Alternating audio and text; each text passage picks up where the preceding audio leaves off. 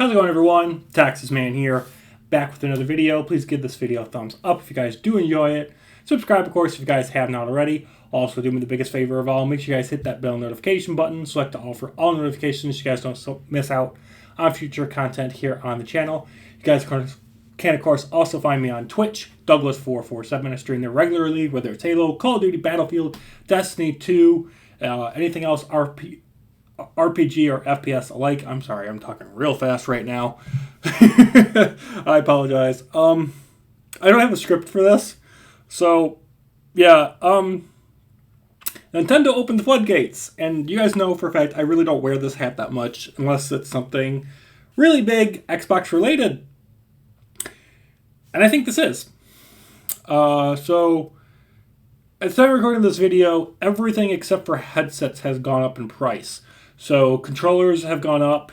Xbox Series S and X has gone up by at least $100. And all upcoming first-party games, so like Halo, Gears of War, Forza, Fable, those are all going to be $80 now.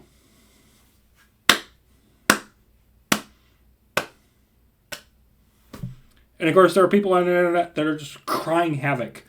And I'm just like, Nintendo opened the floodgates. You had to know Xbox was going to follow suit. And soon Sony's going to announce something. And then EA and Activision and maybe Steam is going to announce something. And everyone's just like, oh no, gaming's becoming too expensive. Here's the thing. Gaming, at least for me, I'm 31. Gaming has always been expensive. It's always been an expensive hobby. And, you know, when first party games went from being $50 to $60, I was like, gonna start buying less. Then they went from 60 to 70. Gonna start buying less of them, at launch at least. Now we're getting $80 games. I'm gonna start buying less of them. I think probably the last Xbox exclusive game that I am going to buy at full price is probably Doom: The Dark Ages. And I've got the $100 edition so I can have the access to the DLC season pass so I can play more of the story because I like Doom. Okay, I'm going to play it so I'm not crying havoc over spending another $30 for story content. It's not like battle passes and cosmetic bullshit. It's actual story, campaign levels. It's not, multiplayer maps that I'm going to play for 2 weeks and be bored of. So I'm like, I'm fine with spending $100 on that. But a lot of other AAA games aren't worth 60. They're not worth 70, and they're definitely not worth 80. A lot of games just ship, and they're buggy, they're unpolished, they're unfinished. We get the content later after launch. You could just look at every Call of Duty game since Modern Warfare 2019. You can look at Battlefield 5 in 2042. You can look at Halo Guardians and Halo Infinite, and they're still trying to fix that spaghetti code for those games and update them still because reasons. And then it's funny how people complain about $70 games, but they're fine spending $25 for a battle pass that lasts 3 months and do that at least 4 times. I just find it hilarious. And I do think, though, that even though Nintendo opened the floodgates with the whole, $80 games, I think the problem is that it didn't matter. Because the Nintendo Switch 2 pre-orders, when those went live worldwide, they sold out in seconds. So gamers ranting and complaining meant nah. It meant nothing. Okay? Consumers have to speak with not just their ranting and raging, they have to speak with their wallets. Okay? And we have been seeing that in another form of entertainment being the movie theater. Less people are going to the movies, more people are waiting for stuff to come out onto streaming, and people will stay at home and watch it when it comes to streaming. I'm one of those people. Like, The Accountant, I saw it when it came out. There's a sequel, but I have no interest, no desire to go watch it because I don't think it's a must-see theatrical experience of a film. I didn't think the first one was, so why would I think the sequel would be? Plus, the marketing for that has been zero. It's been radio silence. So I'll wait for it because I have the Disney, Hulu, and Max bundle. So I'll wait for it to come out on, I think, Max. And I'll watch it then in 3 to 6 months. There you go. Done. Just like even with like the new Badlands movie. Why in the world would I want to go to the theater to watch it? I know it's going to come out onto Hulu eventually. So, people have to speak with their wallets when it comes to the video game industry and not just whine and complain. So, for me personally, I've always made it where I will wait for sales. Unless it's a game that, I'm really invested in or a franchise that I know is really good and I haven't had a problem with it. But I'm like the next Call of Duty game, whatever it is, I'm not going to pre-order it. I'm not going to dish out $100 instantaneously. There hasn't been a Call of Duty game since Modern Warfare 2019 that has excited me. I didn't even bother playing Vanguard because I'm just like, another World War II shooter. Shoot me now. I'm bored of those. And for all of its, accelerated movement system, Black Ops 6 has some of the smallest maps ever imaginable. I mean, we've got 2 versions of Nuketown. Why don't we just throw in Shipment while we're at it, people? Sheesh. I know it's a Treyarch and Sledgehammer thing, but whatever. I don't care anymore. They all play the same at this point. There's no innovation, 0 innovation. Every AR, SMG, LMG, sniper, shotgun, and nail gun and buzzsaw thing, they all feel the same because you have to put the same perks on for your gun to be good. So yeah, even the gunsmith system is boring now and like it was 6 years ago. Anyway, back to the $80 game thing. It's just going to make it where people are going to have to start buying less games and they're going to have to be very picky and people are going to have to watch reviews. People are not going to spend $80 on games now, and that's going to mean people are going to get laid off because games are going to flop. They're going to flop. And then, when they go on sale, I guarantee you a lot of games are going to flop hard because they're not selling for $80. And then in like 2 weeks, they'll be $70. And then people will buy them. And then the gaming, corporations, they're going to look at that and be like, we're selling a lot more of this game when it's 70, but not a lot when it's 80. I wonder why that could possibly be.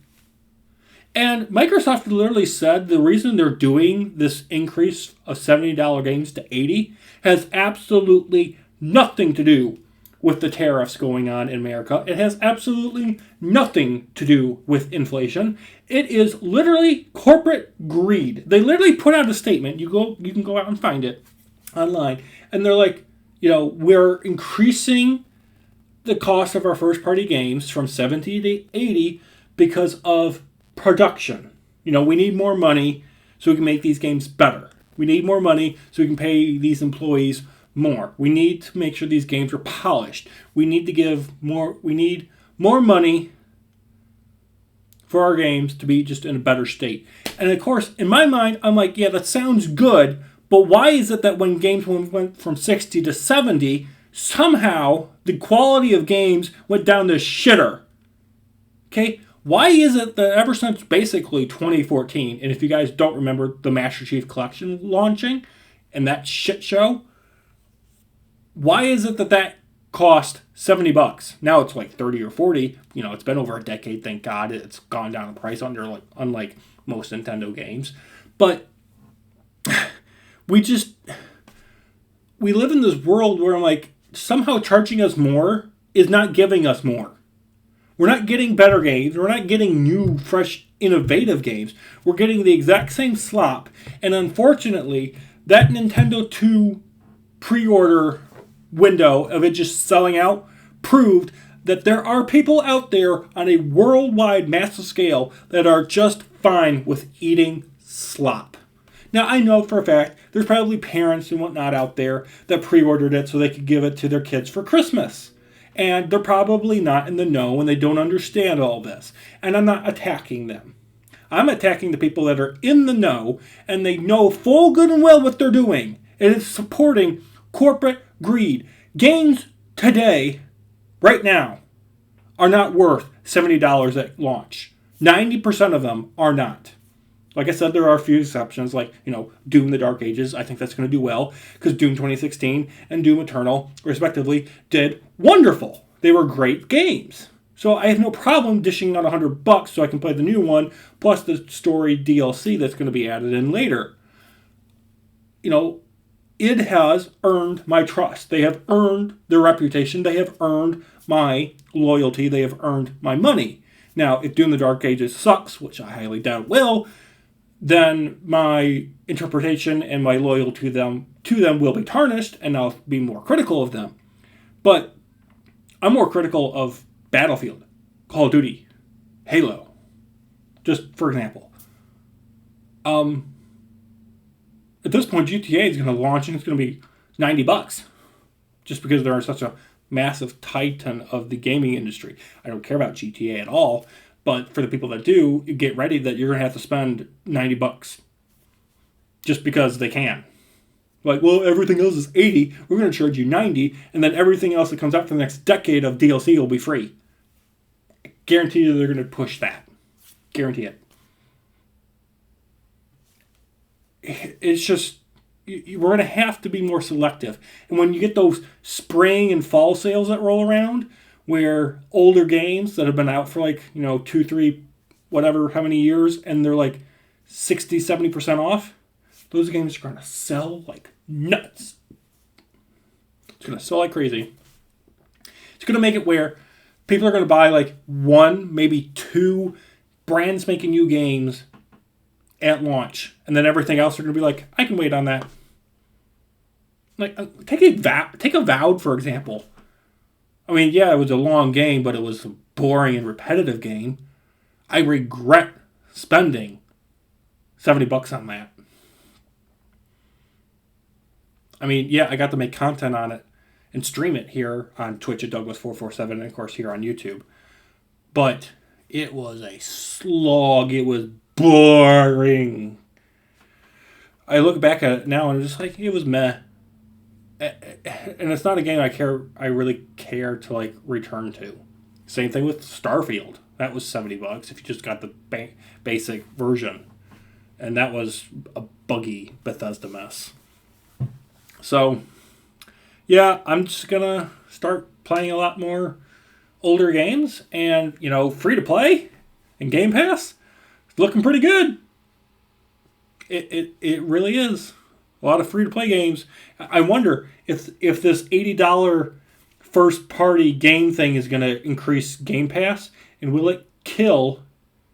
Will $80 just, from Nintendo, Xbox, and Sony and whatnot, is that going to kill the free-to-play market? Are we not going to get any more of those? Because those games, they only make money from microtransactions and battle passes and season passes or whatever. People are getting very stingy with their money. The cost of things has gone up, but people's income has not.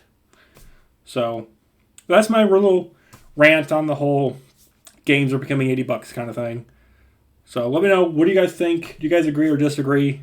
Is this upcoming new era of gaming going to push you out and you no longer playing newer stuff? Are you just going to wait? Are you just going to slurp up the crap and enjoy it? Let me know. Alrighty, guys. Have a good one. I'll see you guys in the next video or stream. Peace out.